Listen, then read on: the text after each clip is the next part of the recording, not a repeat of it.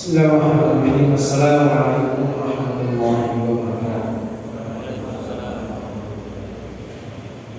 Innal hamdalillah nahmaduhu wa nasta'inuhu wa nastaghfiruh wa na'udzu billahi min shururi anfusina wa sayyiati a'malina.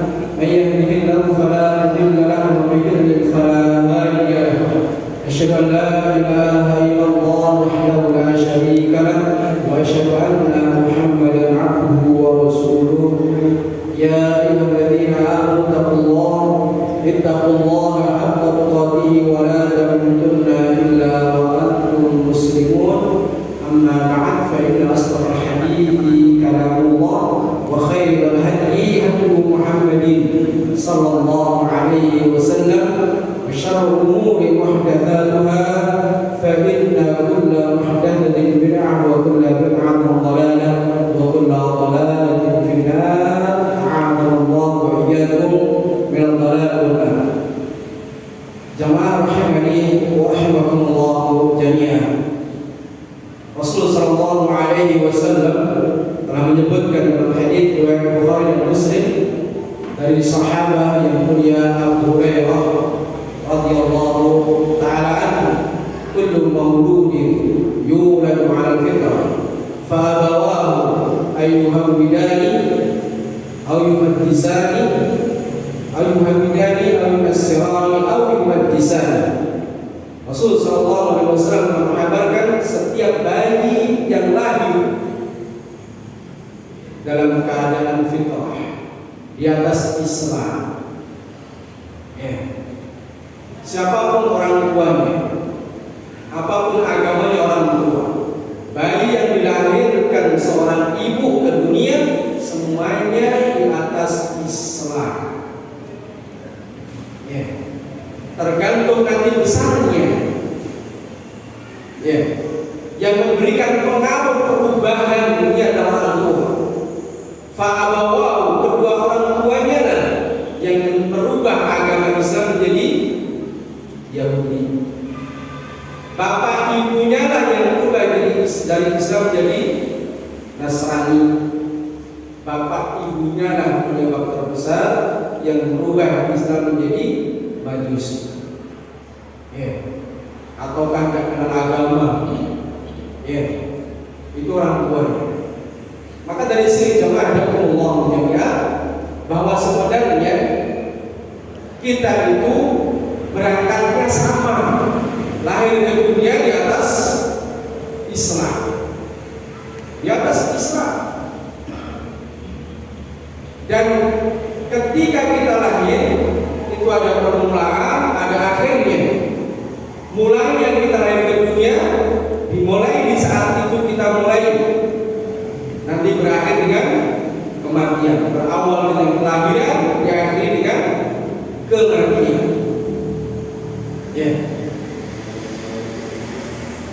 Kemudian jemaah Allah jami'an, kita di dunia ini hidupnya nggak lama. Umurnya nggak begitu panjang. Ada 3 kemungkinan kita mati kurang dari umur 60, mati umur di atas 60, atau lebih dari 70, tapi tetap mati. Nggak ada hidup lama. Sebab Rasul sallallahu alaihi wasallam telah mengabarkan a'malu ummati ma baina 60 ila 70 wa aqallu man yajuzu dzalika. Umur umatku itu kisaran 60-70, dan sedikit sekali yang Allah berikan umur lebih daripada 70. Kira-kira sekarang umur kita berapa? Pinten Pak? Pun pinten? Dan pinten Pak? Nek 60 baru udah masuk tahun, sudah mulai panik. Kalau umur kita sudah 40, kalau nanti jatah kita 60, 20 tahun lagi. Apa yang kita persiapkan? Karena ada 3 kemungkinan kita mati kurang dari umur 60, mati kita di atas 60 kurang 70, ada kemungkinan matinya di atas 70. Mana tiga yang kita pilih? Iya, kita nggak tahu. Terus sekarang tanda-tanda kita sudah mau melanjutkan perjalanan ke negeri akhirat sudah banyak. Rambut coba buka pecinya, ubahnya sudah berapa? Jenggotnya sudah ubah berapa? Lihat keningnya sudah keriting belum? Coba lihat makanannya sudah banyak yang disirik belum? Coba ketika jenengan jadi makmum, ngelirik imamnya enggak? Imamnya panjang enggak nanti? Ketika kita berdiri dari sujud ke berdiri sudah mulai kerengkangan. Itu sudah tanda-tanda tua. Walaqad ja'akum nadhir, sungguh telah datang kepada kalian an-nadhir. Makna pertama an-nadhir adalah beban. Sudah datang peringatan. Ini peringatan apa? Tua. Hamba umur 10 tahun kalau berubah, pasti orang katakan apa? Lepas tua tuh, 10 tahun dulu. Kenapa? Karena ubah itu ada tandanya. Apalagi sudah umur berapa? Umur 50 tahun, 60 tahun. Sekarang sudah coba kita hitung rambut kita. Banyak yang putih atau banyak yang hitam? Kalau banyak putih sudah waktunya pamit. Maka mulai perbaiki jemaah. Perbaiki ucapan kita, perbaiki hati kita, ya, perbaiki hubungan kita dengan keluarga, dengan anak dan istri, tetangga, kawan-kawan.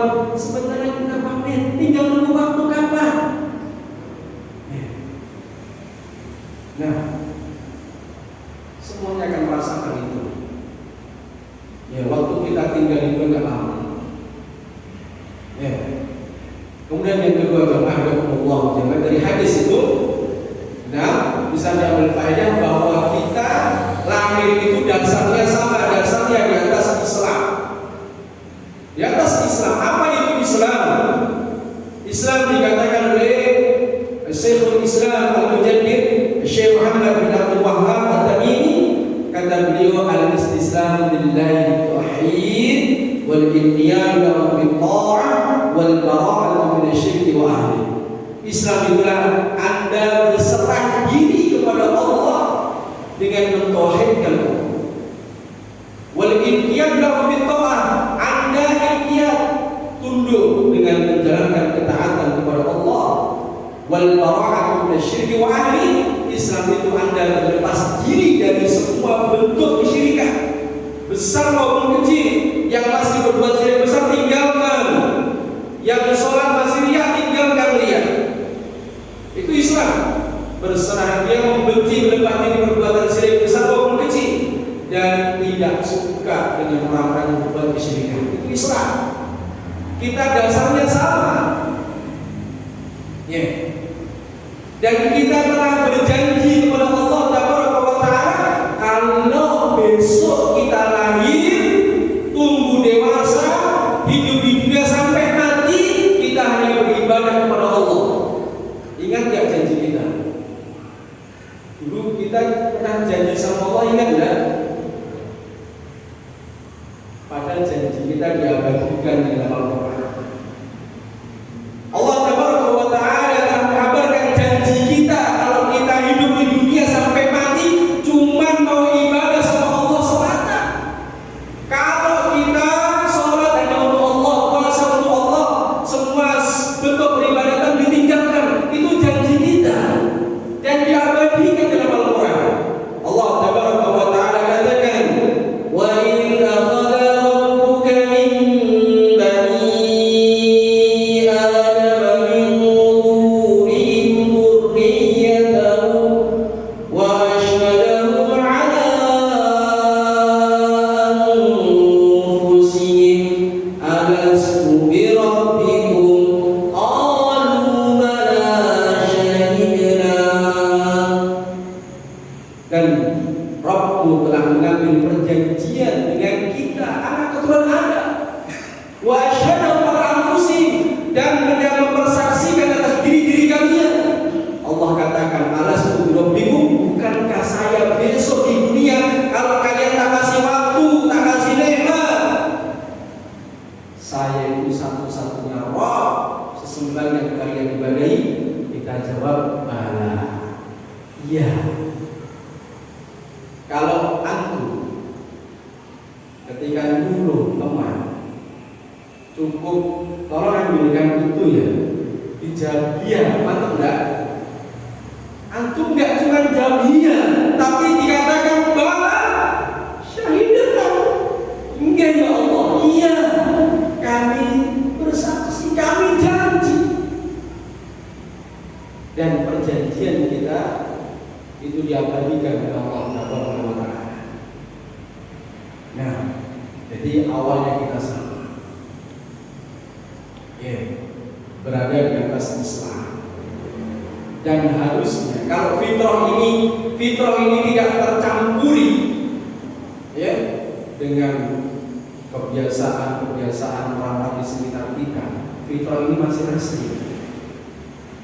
Coba tuh lihat anak kecil yang masih asli. Ketika ketemu sama anak kecil langsung main, bersikap enggak? Tapi kenapa setelah kita besar yang ketemu bukan bapak? Langsung bersikap, langsung enggak baik. Kita punya fitrah yang baik di atas Islam.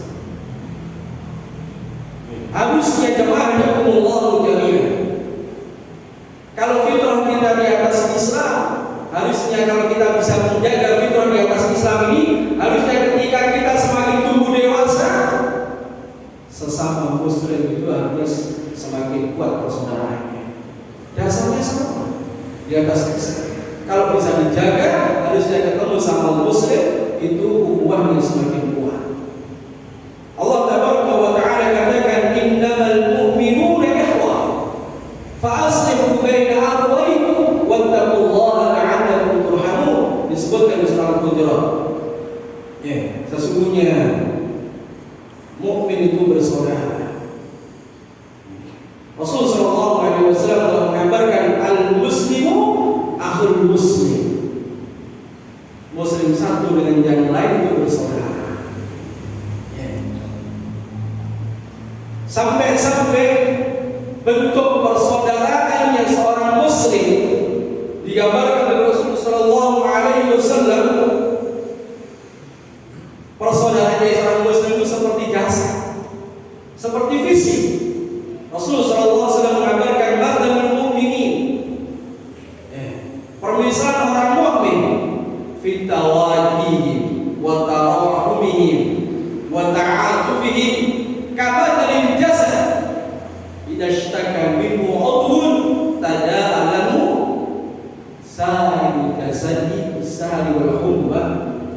Permisalan orang mukmin di dalam kecintaan mereka, di dalam kasih sayang mereka, di dalam kelemah lembutan mereka itu seperti fisik. Apa ada mata kelahi dengan tangan? Tidak ada. Yang adanya saling membantu, saling menyayangi. Apa ada tangan kanan kelahi sama tangan kiri? Tidak ada. Itulah gambaran seorang mukmin.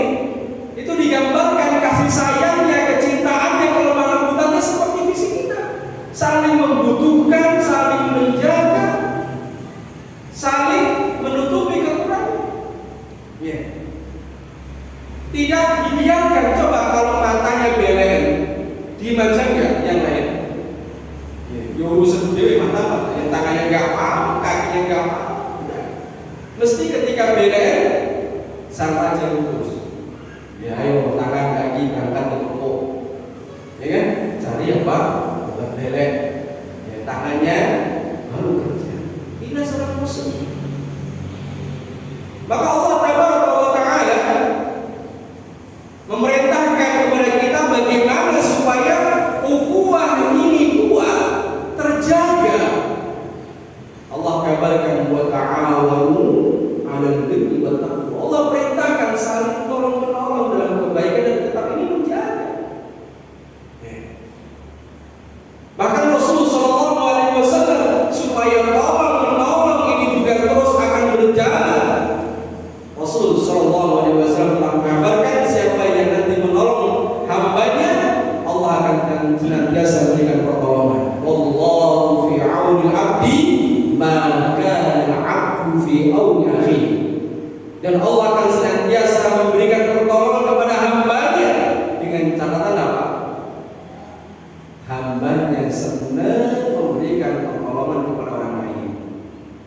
Bisa jadi jemaah selama ini ya, ada orang-orang yang kita tidak pernah menolong dia, tapi dia menolong kita bisa jadi berubah karena kita kemarin menolong orang lain. Ya. Bisa jadi kita diberikan kesehatan selama ini itu karena ubah kebaikan kita dengan orang lain. Ya. Maka bagaimana supaya ukhuwah ini kuat? Seorang muslim itu mempunyai hak, maka untuk menjaga ukhuwah ini berikan hak-hak itu akan terjaga. Sebagaimana Rasul sallallahu alaihi wasallam telah mengatakan, al-mu'min haqqul mu'mini 'alal mu'min situ. Haknya seorang mukmin terhadap mukmin yang lain. Ya, dalam hadis yang lain, haqqul muslimi 'alal muslim situ. Haknya seorang muslim satu dengan yang lain daripada Allah. Ya, di antaranya apa? Idza laqitahu fasallim alaihi. Apabila Anda ketemu salam. Ya. Kalau ketemu salam terbiasa enggak? Assalamualaikum. Kalau nanti rumongso pakai tok Islam begitu. Ya senyum. Ya kan? Senyum. Kalau senyum dia lagi bibirnya lagi sakit, sariawan, atau mungkin juga lagi punya hutang. Ya. Anda mau naik motor, belnya dibunyikan. Ya, dibunyikan. Ya kalau tidak nganggu-nganggu. Ya. Kalau tidak antum melakukan jemaah, kalau itu sesama tetangga, sama kawan, ketemu kok diem-dieman, padahal nggak ada masalah, jadinya masalah bisa. Kok ketemu saya diem baik apa? Padahal dia tidak punya hutang sama dia, tidak boleh. Ini kok ketemu saya diem baik? Ya. Itu akan menimbulkan semoga di antara keduanya. Kalau ketemu senggel kok diem-dieman, padahal nggak ada masalah. Ya. Tetapi karena haknya tidak diberikan dari awalnya nggak masalah, karena diem-dieman jadi masalah di saat itu. Timbul masalah. Suatu saat Anda akan ditanya, ngapa tadi ketemu aku kok menerima itu? Dan tidak ada masalah apa-apa. Nah, jemaah Allah itu nikmat. Bahwa ukhuwah itu nikmat, pemberian dari Allah Tabaraka wa Ta'ala, harganya mahal. Nikmat. Allah Tabaraka wa Ta'ala kabarkan, wa'tasimu bihablillahi jami'an wa la tafarraqu. Berpegang teguh kalian dengan tali Allah, jangan berpecah belah, jangan bercerai-berai, jangan saling musuhan, jangan saling belakangi. Sebab kalau bercerai-berai itu adalah perbuatannya orang-orang musyrik. Wala takunu minal musyrikin minal ladzina farraqu dinahum. Janganlah kalian seperti orang-orang musyrik. Orang-orang musyrik itu orang-orang yang memecah belah agama mereka. Jangan. Ya. Kalau kalian senang berpecah belah, senang memberikan sikap yang tidak baik, berarti kita kena was-was setan, kesetanan. Karena setan itu memang tidak ingin kita ini bersatu, tidak ingin kita rukun, apalagi rukun dalam rumah tangga. Setan tidak ingin. Jadi setan tidak senang melihat dengan harmonis, tidak senang. Akan dicari celah-celahnya, bagaimana supaya kita nggak rukun, nggak bisa bersatu, nggak bisa harmonis. Itu syaitan.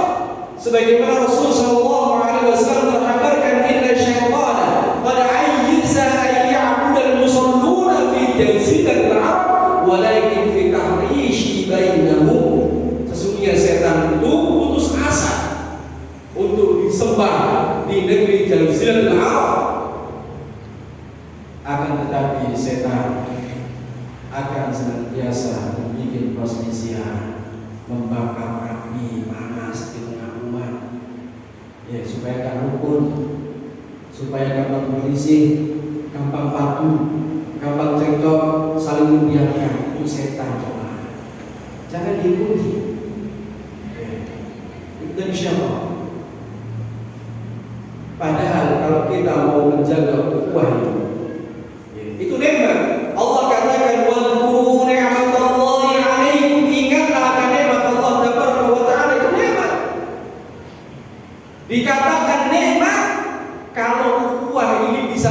mendekatkan diri kepada Allah itu bernikmat. Tetapi kalau kita berkawan justru menjauhkan diri kita dari Allah, mengajak maksiat dari Allah, sebagaimana dikatakan seorang salaf, kullu ni'matin la tuqarribu ila Allah bayyaniyah. Setiap nikmat yang tidak bisa mendekatkan dirinya kepada Allah, sadari bahwa itu adalah baliyah, musibah. Ya, nikmat. Kita berkawan dengan fulan ternyata, kalau ternyata fulan itu justru menjauhkan kita dari Allah, maka itu bukan nikmat. Maka Allah katakan, "Wadhkuru ni'matallahi 'alaikum", ingatlah akan nikmat Allah Subhanahu wa ta'ala, in kuntum a'daan, ketika itu kalian bermusuhan, fa'alafa baina qulubikum, kemudian Allah jadikan kalian bersaudara, kawan. Ya, itu nikmat dari Allah Subhanahu wa ta'ala. Dan ukhuwah itu mahal. Uang yang kita miliki satu kurang kita kumpulkan jadi satu untuk menjadikan ukhuwah, itu masih murah. Ukhuwah itu mahal. Sampai-sampai Allah katakan di surah Nahl, wa allafa baina qulubihim, Allah yang menyatukan hati-hati kalian. Allah yang menyatukan hati-hati mereka. Nah, sampai-sampai Allah katakan sama Rasulullah, anfaqta ma fil ardi jami'an, kalau engkau infakkan apa yang ada di bumi ini, ma'allafa baina qulubihim, tidak akan bisa menyatukan mereka. Sampai dikatakan seandainya engkau menginfakkan seluruh yang ada di rumah ini, ya, siapa yang terkaya yang bisa terkaya? Itu diinfakkan untuk menyatukan dua orang yang berselisih, tidak bisa. Tidak bisa. Mahal. Itu nikmat dari Allah Subhanahu wa ta'ala. Kalau ini kita bisa menjaga, kita akan bisa banyak sekali mendapatkan keutamaan. Akan banyak mendapatkan keutamaan. Di antara keutamaan ketika kita bisa menjaga nikmat ukhuwah, yang pertama, kita akan mendapatkan kecintaan dari Allah Subhanahu wa ta'ala.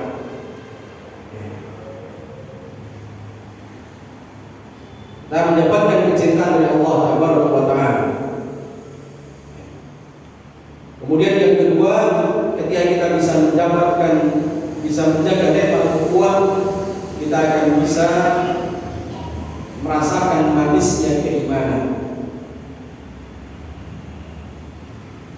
Nah, nanti akan kita sebutkan hadisnya satu persatu. Kemudian yang kedua, yang ketiga, ketika kita bisa menjaga nikmat ukhuwah, kita besok akan mendapatkan naungan dari Allah Subhanahu wa ta'ala, di mana matahari di saat itu akan diturunkan satu mil.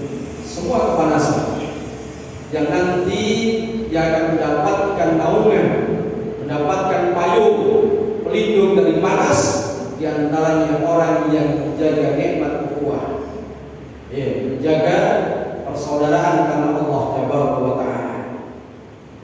Kemudian yang berikutnya, yang keempat, akan menjadi sebab gugurnya dosa-dosa kita. Baik. Yang pertama, di antara tadi nikmat ukhuwah disebutkan, di antara faedahnya apa? Menggugurkan dosa, sebagaimana disebut oleh Rasulullah sallallahu alaihi wasallam, "Idza taqal muslimani fatasafahani ghabat qulubuhum min baini aydihima kama tasaqadul warqu 'ala syajarah." Ketika seorang muslim, ketika dua orang muslim bertemu, fatasafahan, berjabat tangan.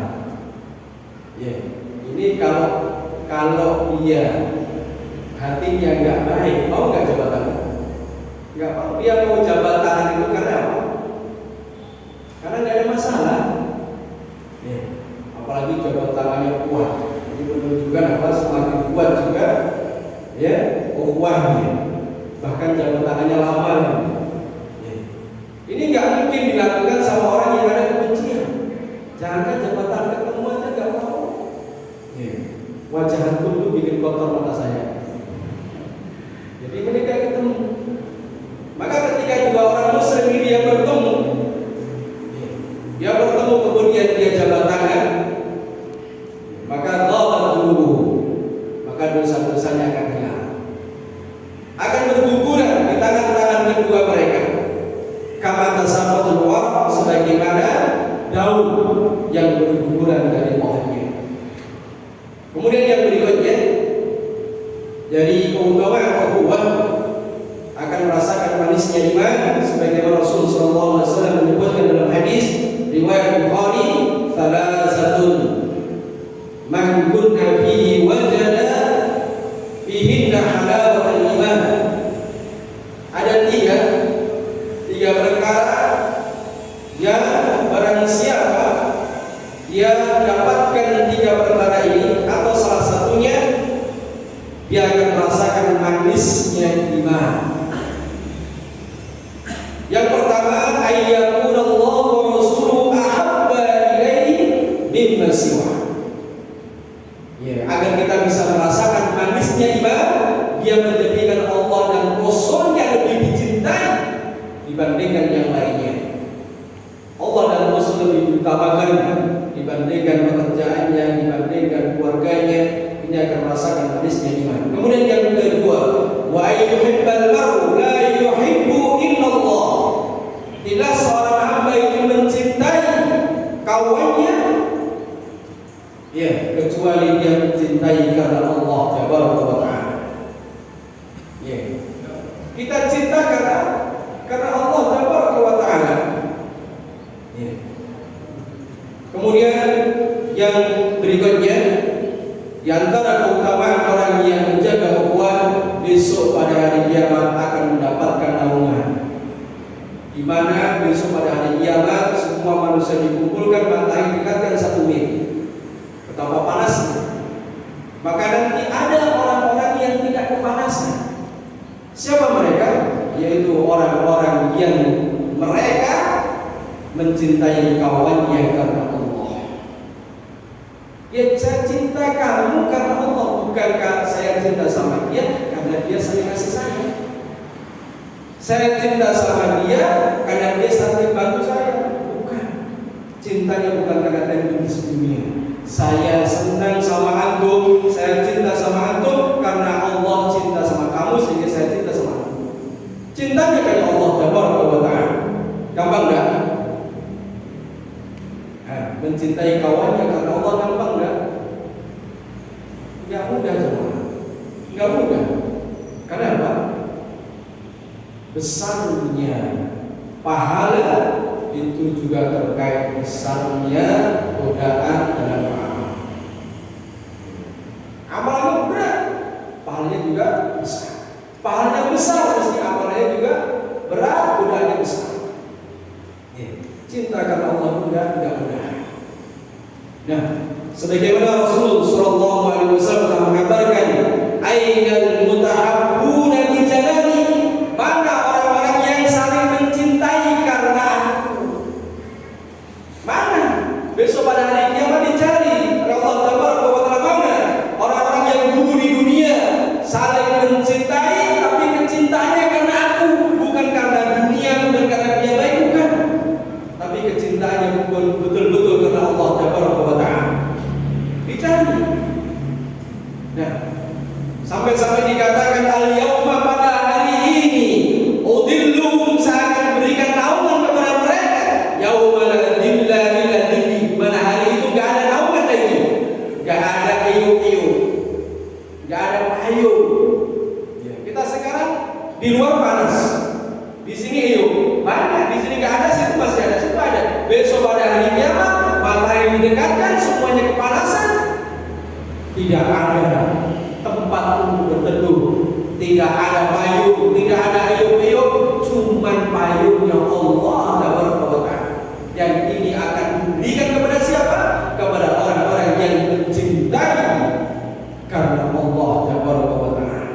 Dikatakan al-yauma udilluhum, pada hari ini aku akan naungi mereka. di mana hari ini tidak ada naungan kecuali hanya naungan Allah Tabaraka wa Ta'ala. Lain ini jemaah. Kelak kita akan terlepas dari kesulitan-kesulitan. Di mana hari itu semua orang kesulitan karena saking panasnya matahari tegarnya. Kemudian jemaah Allah jami'ah, yang berikutnya kita akan mendapatkan kecintaan dari Allah Tabaraka wa Ta'ala. Sebagai Rasul sallallahu alaihi wasallam menyebutkan dalam hadis yang panjang, inna rajulan zara akhar lahu fi qaryatin ukhra. Ada seorang yang dia menziarahi, mengunjungi. Kalau kawan itu kita datang ke sana itu namanya ziarah. Tetapi kalau ada hubungan rahim itu namanya silaturahim. Kalau kita sama kawan itu ziarah. Ada seorang yang dia menziarahi kawannya di kampung sebelah, di qaryatin ukhra, di kampung sana. Nah, kemudian fa'arsalallahu ta'ala fi madraji malakan. Kemudian Allah mengutus malaikat. Faqala, kemudian malaikat itu bertanya kepada orang yang berkunjung ke kawannya itu, "Aina turid?" Kamu ingin kemana? Kawan yang menjawab, "Aku ingin berkunjung ke kawan saya yang ada di kampung sana." Maka malaikat menjawab lagi, bertanya lagi, "Apakah kamu halaka min ni'matin tarubbuha?" Apakah kamu menginginkan satu nikmat dari kawanmu yang menguntungkan dirimu? Dia jawab, "Tidak. Aku tidak inginkan apa-apa aku ke sana." Aku tidak ingin ke sana biar itu ada juga tidak. Aku ke sana biar dapat angpau juga tidak. Aku ke sana biar dihormati tidak.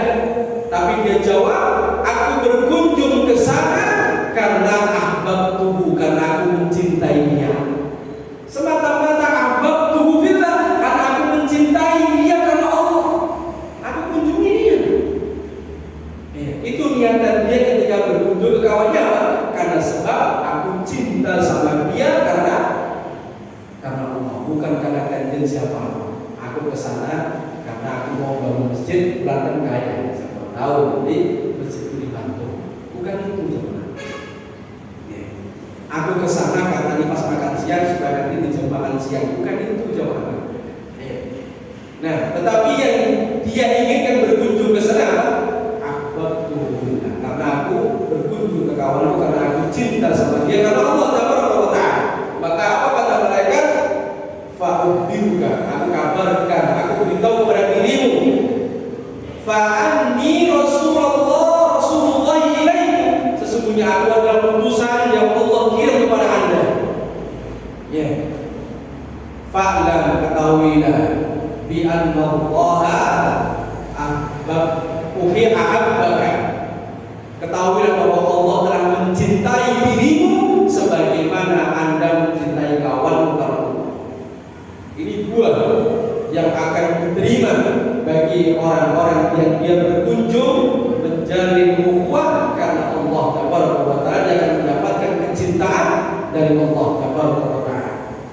Maka yang terakhir yang ingin kita sampaikan sudah sekitar 12 menit, sebab-sebab yang menjadikan ukhuwah ini retak, sebab-sebab yang menjadikan ukhuwah ini enggak harmonis.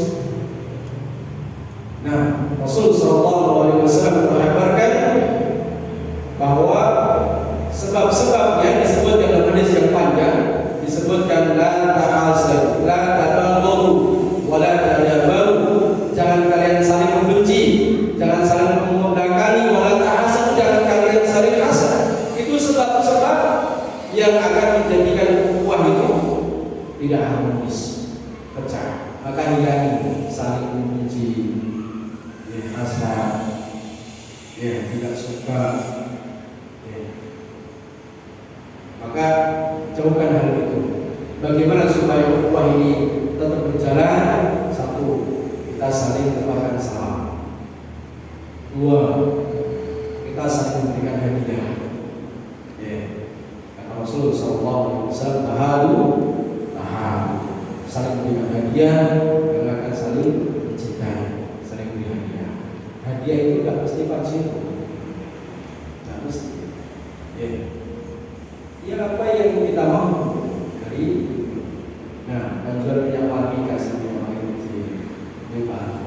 penjual madu kasih madu 1 tiket, ya kan?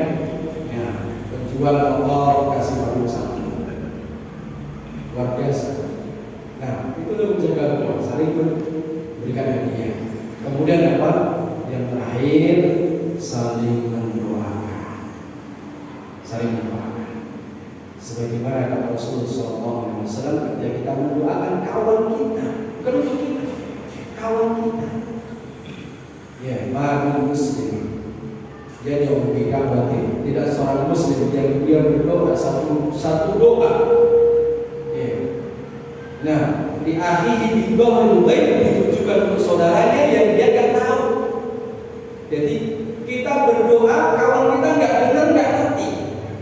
Beda kalau kamu dikasih, ini tak kasih kamu. Ucapkan apa? Jazakallah. Kita kan tahu. Doa itu kan kita tahu, bukan itu. Kita doakan kawan kita nggak tahu. Ya Allah, sukseskan usaha kawan. Tapi cari lanjut ya, setelah sukses berikan istighfar. Ya, biasanya kan istighfar itu karena apa? Karena sukses. Makanya itu jangan juga sukses. Ya. Nanti kalau sukses aku jadi istighfar. Ya Allah berikan. Nah, mungkin tetangganya ya Allah, berikan tetangga saya hidayah, berikan bapak saya hidayah. Nah, doakan orang lain. Maka kata Rasulullah, ya nanti ada malaikat yang Allah Taala utus untuk mengaminkan. Nah, maka malaikat akan mengatakan, walaka mithli, kamu pun juga mendapatkan sama seperti doa yang kami panjatkan untuk saudara. Antum ucapkan, ya Allah, berikanlah tetangga saya si fulan hidayah. Kata malaikat, walaka mithli, kamu juga dapat hidayah. Ya Allah, sukseskan usaha fulan, kamu usaha juga sukses. Ya Allah, berikanlah kesehatan pada fulan, kamu juga sehat. Satu kalimat tetapi membuahkan buah. Doa yang kita panjatkan, kita niatkan untuk saudara kita, malaikat yang nanti akan mengatakan kamu juga sama. Apakah ini masih boleh? Doa untuk orang lain, tapi kalau kita doa untuk kita, ya kita doa, kawan kita nggak dapat, tapi kita mendoakan kawan kita dapat. Nah, tapi kalau kita doa, ya Allah, berikan hidayah kawan kamu nggak dapat. Tapi kalau kita berdoa untuk kawan kita, nah, malaikat akan mengatakan, walaka mithli, kamu juga dapat. Maka seorang muslim itu senang untuk berdoa. Jangan berdoa hanya di satu pesan. Biasanya kapan orang ngomong doa? Ngomong doa kapan? Di saat sakit, saat bangkrut, ya kan? Di saat istri kita senang, dengan sendiri. Lagi doa kok? Bukan begitu. Seorang muslim itu senang susah berdoa. Kalau berdoa di satu sisi itu doa yang orang musyrik. Orang musyrik itu kalau di saat kondisi terjepit, dia berdoa kepada Allah di saat sedang lupa. Ya, faida rakibu fil fulki Allah. Ketika mereka di dalam kapal, naik kapal. Pokoknya kayak apa? Takut dia terbelah, pengen diselamatkan. Dia berdoa mukhlisin lahu, dia berdoa penuh keikhlasan. Bahkan patung-patungnya yang dia bawa sebagai sembahnya dibuang. Lupakan semuanya. Yang dia ingat kepada Allah, dia ikhlas kepada Allah. Di saat kapan ini? Di saat sulit. Falamma najjahu minal barri idza hum yushrikun. Maka tatkala Allah selamatkan mereka sesuai permintaan mereka supaya selamat, Allah selamatkan sampai ke daratan. Idza hum yushrikun, mereka kembali lagi berbuat kesyirikan. Senang kan? Selamat, kembali ke sana. Maka seorang muslim jangan seperti itu. Ya, berdoa setiap saat, di saat senang, di saat susah, di saat sukses maupun di saat bangkrut, di saat kita lagi sedih, di saat kita lagi bahagia, banyak-banyak berdoa. Nah, mungkin itu kalau kita ucapkan, ya sudah waktunya sholat zuhur ya. Nah, gimana? Barakallahu fikum, dengan doa, kafaratul majlis, subhanallah.